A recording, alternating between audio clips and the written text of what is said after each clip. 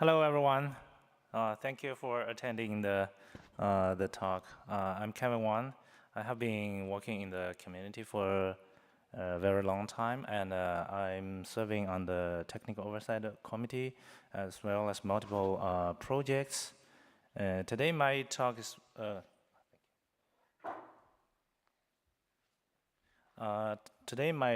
more about my maintainer role, working on some of the project. Yeah. So okay, let's just dive right in. So we already know that kind of the multi-cluster has been default by a lot of enterprise AI. The benefits are kind of very clear, very straightforward. We can get unified management across cloud GPU resource pooling, as well as general resource abstraction to simplify the underlying hardware details, right? But how do we draw the cluster boundaries? Typically, we define cluster by geography, by capacity, or by hardware specifications. But then comes the problem, because the AI cluster underlying design involves very fast, right? We have a kind of multiple setup of a different AI cluster network with, for example, NVLink and also like Rocky thing. And it turned out to be independent clusters for different AI cluster setup, right? But that also kind of exposes one of the challenges, that the resource utilization versus the performance or versus the efficiency. Traditionally, we have seen a lot of people, they just schedule their AI workloads, AI jobs as a monolith, right? One job entirely into a certain cluster to get and guarantee network performance with the location, right? But it's kind of challenging because all the AI workloads run day to day, and the resource fragmentation is kind of unavoidable. It makes the job scheduling and the co-location is kind of still very challenging. We have adopted like bin packing, or also like priority preemption method, trying to improve that, but they are not silver bullets, right? So the true cost of running monolithic jobs would result in massive resource bubbles. So we leave the highly expensive and standard capacity sitting in idle because it cannot fit a whole job. That's the challenge. So it's kind of a funny fact that we spend massive engineering effort to build our cluster with some of the boundaries we mentioned above, but then we spend even more effort trying to cross this boundary. So it's kind of funny. Looking back to what we have built in and shared with the community previously, this is the architecture we have shared multiple times. Starting from 2019, the Volcano project has continuously making good progress on scheduling, managing the AI ML workloads in a single cluster scope, and it's doing better and better. And Karmada started in 2021 to trying to resolve the multi-cluster resource management, resource scheduling issue, and also provide a lot of good support. But there are still a lot of more gaps we need to fill. So including like the global queue management over multi-cluster architecture, and also like the fair sharing, capacity consideration from a universal view, right? That's why we started the Volcano Global sub-project.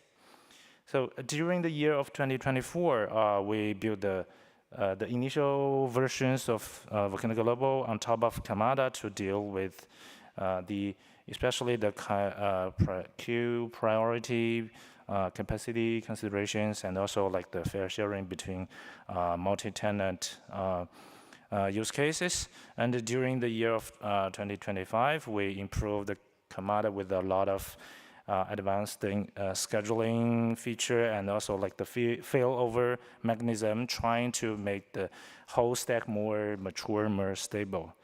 I would say that the kind of foundation is ready. The basic resource management is resolved, and the task scheduling is working.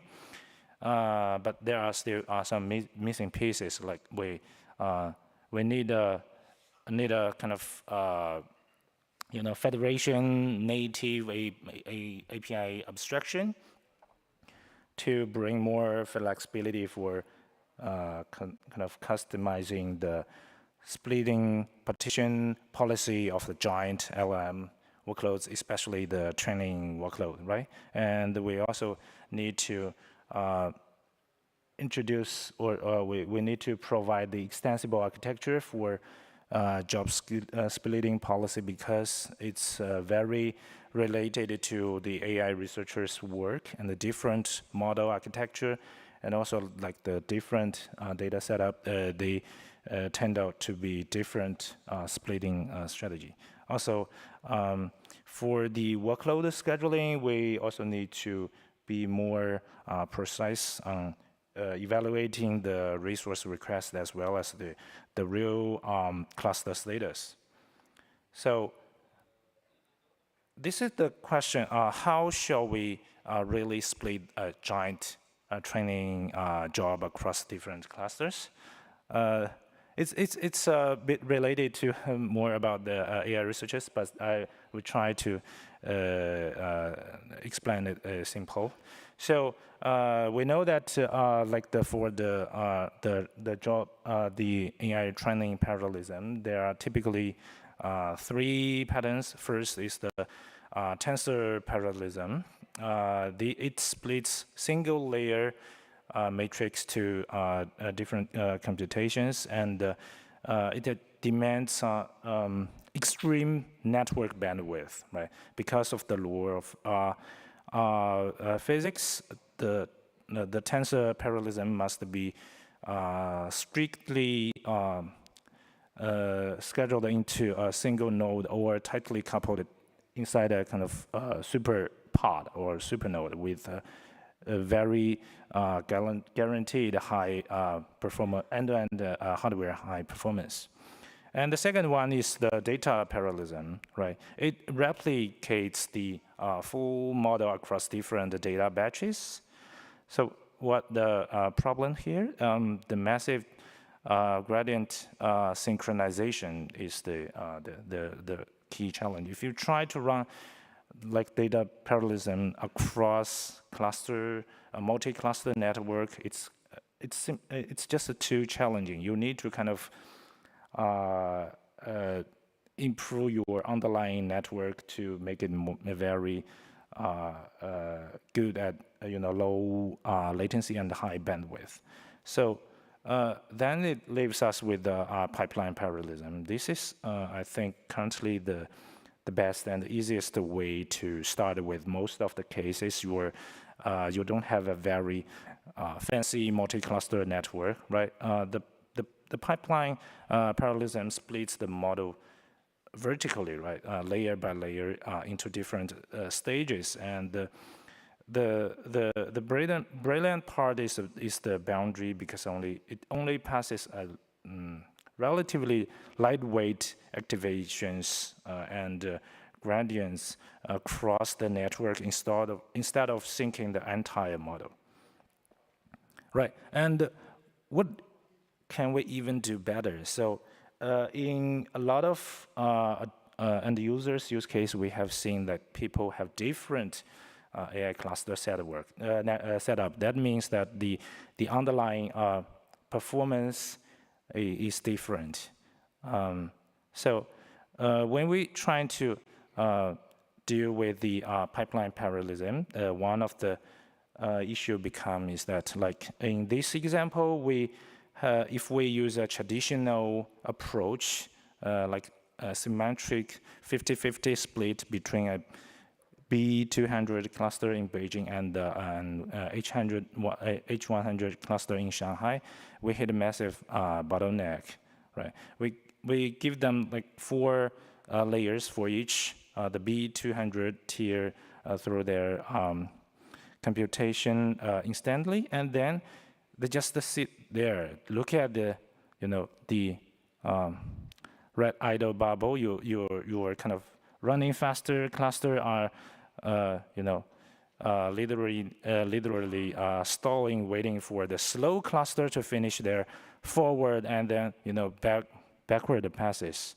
You are kind of, burning incredibly expensive B200 compute cycles on absolutely nothing, right? So these are the resource bubbles we have to kill, we have to optimize. Now, if we look at the other side, the option, the asymmetric layout, instead of forcing the equal split, we can align the throughput or T step. We can assign like 6 layers to the faster cluster in Beijing and only 2 layers to the slower cluster in Shanghai, and then it will result in kind of similar, timeline for each step of the micro batch, and then you can adopt like the other zero bubble approach for the optimization. Yeah, so this is kind of very simplified example how we map this into our Hyperjob API. So basically, we already have the Volcano job, which is kind of multi-template job definition for training or even other type of workloads. But to make our life easier, so the Hyperjob design is simply just consists of different Volcano jobs, and we can, with these replicated jobs failed, we can just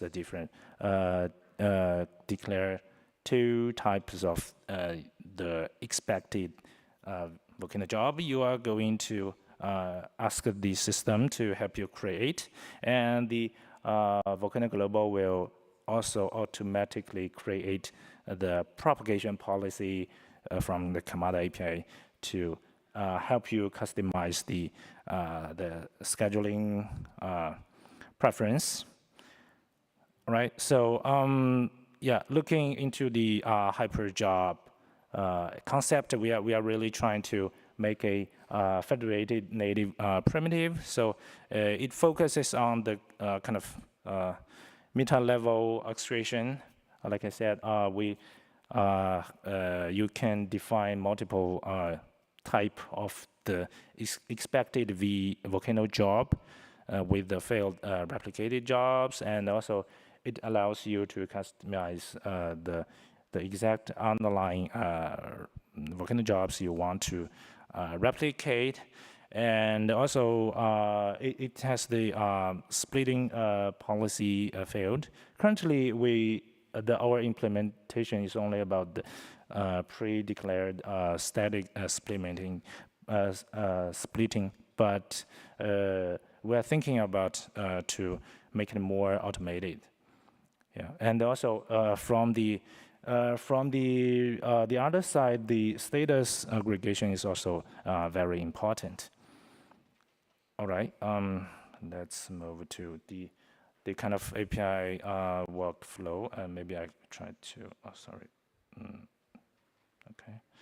So as you can see that for user, they just create the Hyperjob basically with all the basic information like with the model and also like where are the data and you kind of whatever image you are using, and the Hyperjob controller will analyze and split it into multiple Volcano jobs, and also with the dedicated propagation policy for each Volcano job, and also with the check of underlying cluster status, they will try to add more scheduling constraint like that. Hey, make sure this set of Volcano jobs scheduled to a certain set of clusters. So because sometimes your cluster may have different network setup, you have certain set of clusters stay closer with each other. That's kind of quite easy with this API and the controller design. And also the Volcano Global, actually the controller also deal with the global queue management to figure out kind of which set of Volcano jobs coming from the higher priority user, and they will try to schedule them first. This is also very important to prioritize between different workloads, and also later on we will also introduce the gang scheduling between Volcano jobs. Basically, it's to provide a hyperjob level gang scheduling, which is very important, but also a bit challenging with the existing implementation if we're without a Volcano Global project.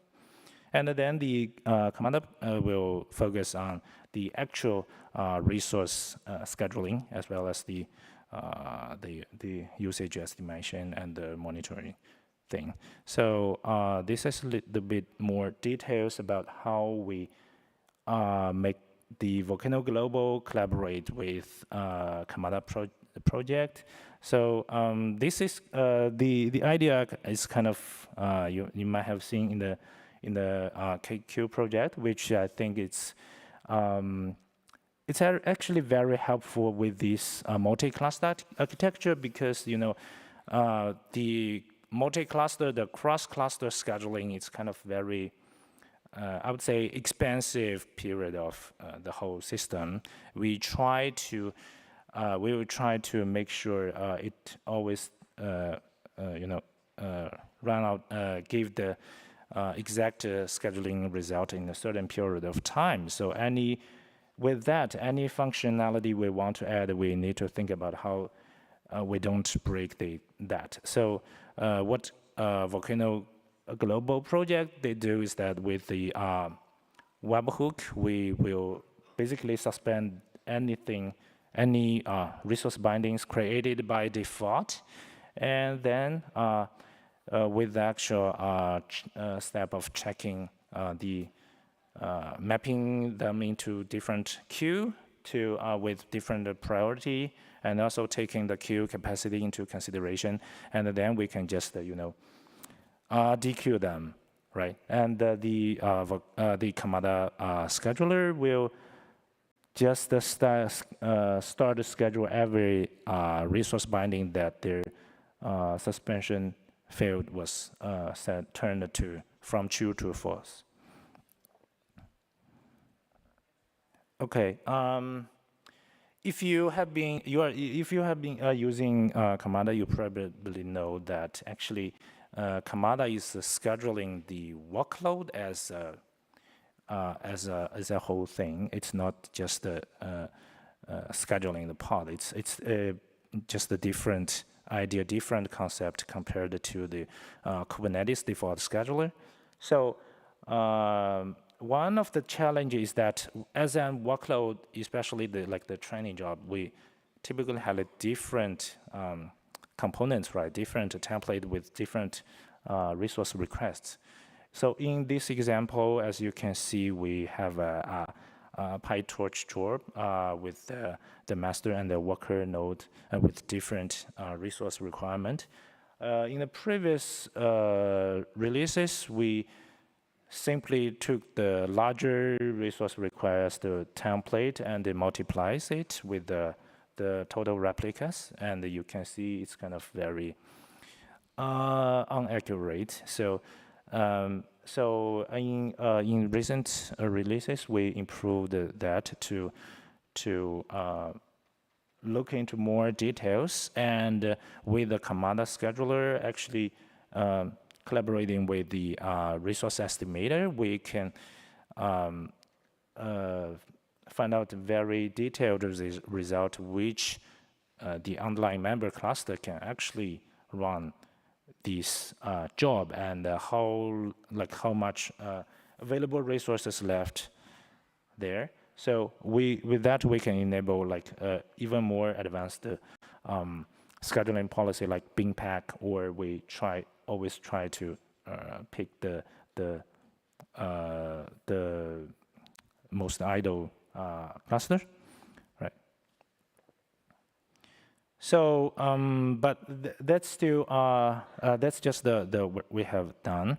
Looking into the future, we are especially for like the following months, we will prioritize working on the smarter splitting policy, and with that we will introduce the more underlying resource awareness and the more dynamic weighting for splitting the workload.